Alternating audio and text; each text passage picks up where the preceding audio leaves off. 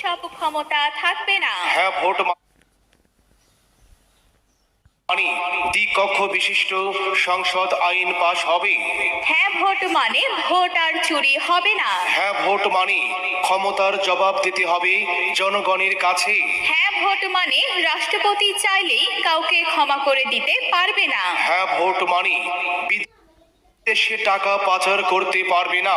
হ্যাঁ ভোট মানে রাষ্ট্র পরিচালনায় নারীর কাঠামো আরো শক্ত হবে, নারীর গুরুত্ব বাড়বে। হ্যাঁ ভোট মানে যোগ্যতার ভিত্তিতে নিয়োগ দিতে হবে।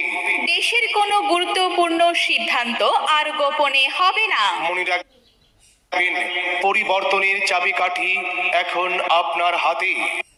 হ্যাঁ ভোট মানে 10 বছরের বেশি প্রধানমন্ত্রী থাকতে পারবে না। হ্যাঁ ভোট মানে কোনো দলীয় প্রভাবে প্রধানমন্ত্রী হতে পারবে না। হ্যাঁ ভোট মানে একজনের হাতে সব ক্ষমতা থাকবে না। হ্যাঁ ভোট